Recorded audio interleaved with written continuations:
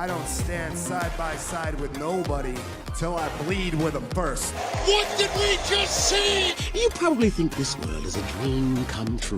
When I step into this ring, yeah, bro, I am addicted. Don't sleep on Luca! Maybe tomorrow we'll all wear 42. If you fight for your dreams will fight for you. Last year, I came across an album by a group called Easy Life. The album in question was called Maybe in Another Life. And while today's episode isn't a review of that album or a showcase episode of the group Easy Life, there is something from this album that I want to talk about. On the 15-track album, there was one song that stood out to me, a song that was provoking such an emotional reaction out of me that it caused me to further analyze the song. It provoked me so greatly, I had to make a post on my Instagram to convey the thoughts and emotions it was causing me, as it was my only sort of outlet at the time, and this channel wasn't even a thought. With that said, I want to now use this opportunity to analyze this song even further without the limitations of word count. And just a quick reminder, everything that is said in this video is just my own interpretations and shouldn't be taken as fact. So, the subject of today is the song Memory Loss. It is the 7th song on the album. When discussing the song on Apple Music, Easy Life frontman Murray McTrevers would go on to say, "This is the rawest one. When you go through life, especially your early 20s, trying to get somewhere and achieve some stuff, you never actually look back and deal with the stuff that's affected or defined you. This was my time to reflect on that. It's me recounting a few things that had happened, but I can't remember anything.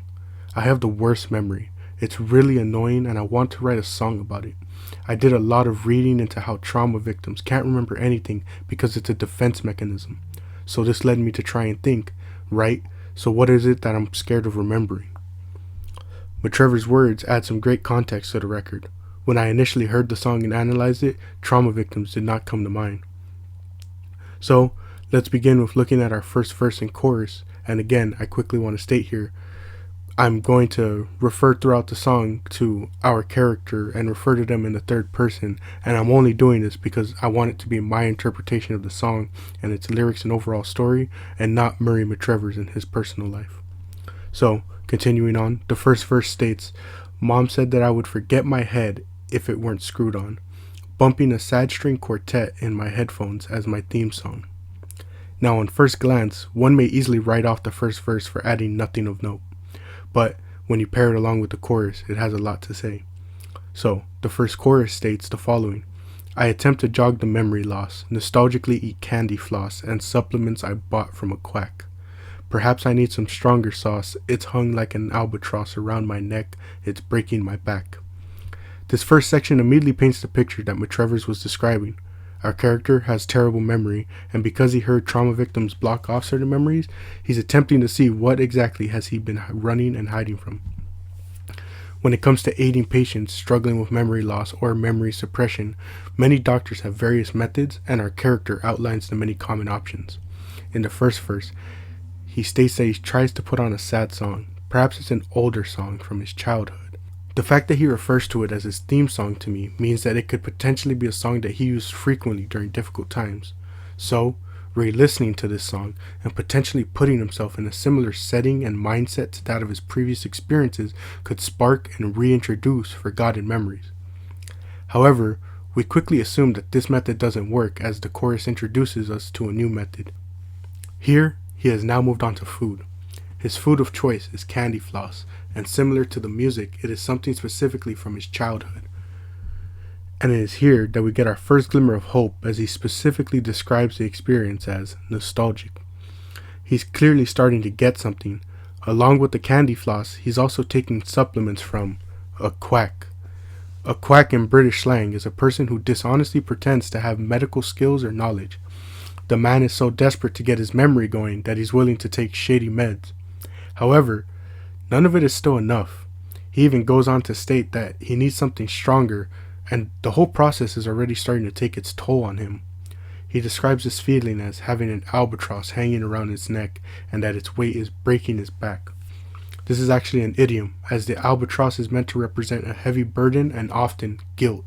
After 2 attempts, he is quickly losing hope that he'll ever recover these memories. And that is the most intriguing part to me. He's searching for memories, but since he doesn't remember them, he doesn't really know what he's searching for and why. He's searching for answers to questions he doesn't even have. But luckily for our character, the pieces are all beginning to come together. See, in the second verse, we get a set of lyrics that likely don't make sense in connection to what we've just discussed, but at this point, I think that is on purpose.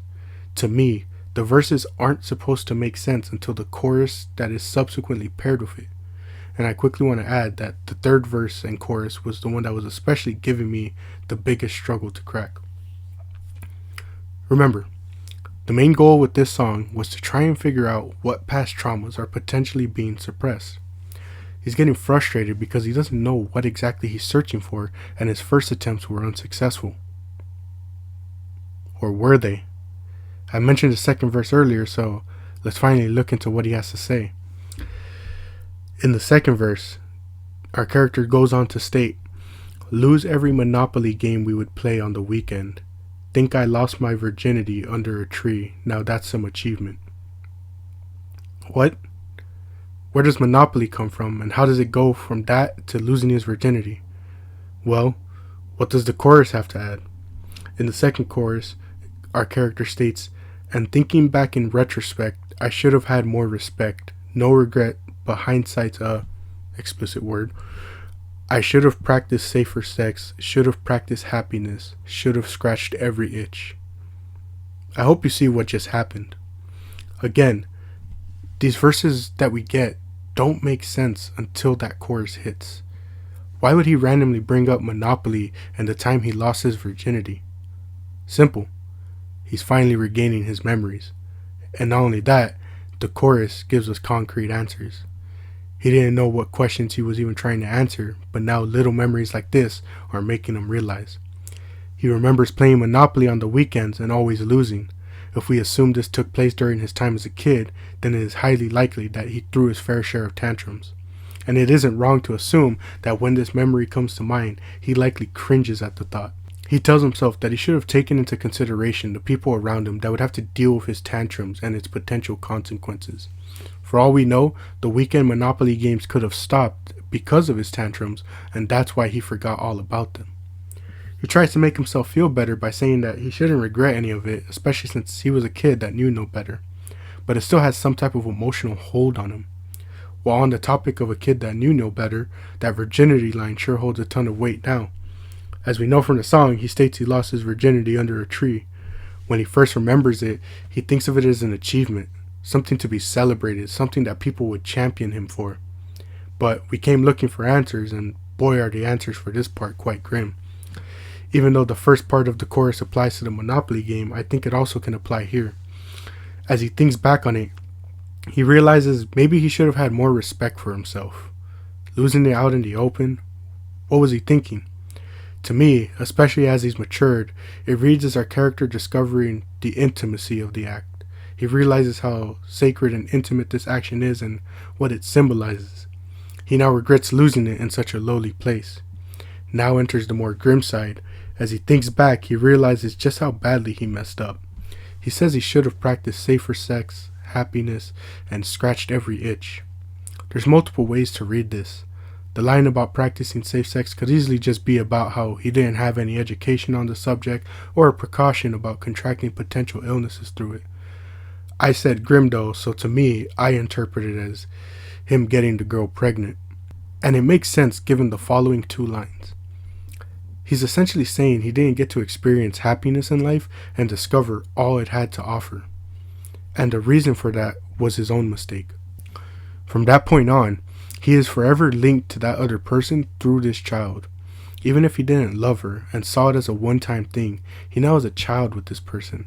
And if this happened to him as a teen or young adult, then the following two lines make even more sense. His main focus now has turned towards taking care of and providing for that child. So in his eyes, he lost his happiness and freedom. He doesn't get to grow up normally. He doesn't get to use the early years of his life doing what he wants to do. He doesn't get to explore other relationships and perhaps meet the one he truly loves. He doesn't get to explore various interests and potential careers. Honestly, this may have been what led him to look down memory lane. He's miserable with the life he has, and it's caused him to forget that he's the reason for it all. I mentioned the third portion confusing me, but I think I understand its connection now. The third verse mentions how he would run like the wind, so much so that he was basically running out of his skin. He's thinking back to the days where he had so much freedom in the palm of his hands, where it felt like he had no restraints. Speaking of no restraints, the next line plays off like a conversation. He mentions being outside and dropping his pin. To me, this can be interpreted as giving his number to somebody or giving a location, potentially for a date. He then mentions that they could play taxi. Now, I'm about to make the biggest stretch of the video and possibly this channel's entire existence, but bear with me. I swear I'll find a way to make it make sense. There is a sports phrase called taxi squad, which refers to players who are signed to an organization but aren't official members. And because they aren't official members, they can't play in official games and are only called up if injury occurs. I know this is the farthest thing from playing taxi, but I think we can find a way to make it connect to the story of our character. In fact, I feel like it adds context to that second verse. What if that's all he wanted from that encounter? Remember, since he wasn't the most educated, perhaps he wasn't looking for some major commitment. Maybe to him, he just wanted to lose his virginity quickly to not feel like an outlier or to gain the praise of his peers. Or perhaps it's the type of lifestyle he wants now, to be able to experience love in different relationships without the commitment of a relationship or a child. Our third chorus makes reference to food again, as this time he mentions he's trying to jog his memory by eating his grandma's applesauce. To me, we are seeing desperation being reintroduced here. After gaining some clarity, he's trying anything to get his brain working. He doesn't want to lose the progress he's making, so he's almost forcing himself to try and remember any more details. He remembers fighting with his boss, paid holidays, travel costs, but not what happened next. I believe our character's frustrations were at a breaking point. He was worried about all the costs of life and his job and was trying to get himself more vacation time to be able to take a break from it all. The fact he doesn't remember what happened afterwards leads me to believe his requests were denied, and so he went back to the one thing he knew best: repressing the emotions and memories and pushing forward. And that's why I love the ending so much. As the post-chorus goes on to say, and it's all downhill from here. So I buckle up and hope I'll survive this slippery slope. I'm an unwilling volunteer, like an animal under a microscope. Was it his destiny to always go down this path? To him, all he could do was watch it all happen. Even if they were his own mistakes, he almost in a sense felt like he was never in control. Because by the time he was wise enough to realize all the trauma that happened, it was too late. There was nothing he could do to change what happened in the past. If he didn't have such terrible memory, he could have faced his trauma head on much earlier. And yet, his trauma is the reason for his bad memory. The slippery slope can be looked at as an analogy for this whole process. He went in not knowing what he was looking for, and now by the end of it, he's desperately searching for all the clues and answers he can get. And to me, the saddest part of the song is what it teaches us by the end. Our character was many times the cause of his own problems. His own mistakes, as well as the repression of his trauma, have led him to an unsatisfactory life. It took him so long to confront his trauma head on, due in no small part to the repression. And by the time he does, it's all too late, isn't it? This time I don't mean for him. He can come to terms with his past trauma and heal, but none of that makes up for the trauma he passed on. Imagine what type of trauma the woman and now the child have to go through.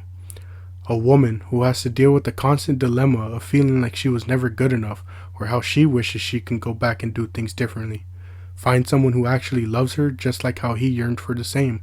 A child who had to grow up in a family deprived of love, having to carry that weight that they weren't wanted and that they are the root of their parents' trauma.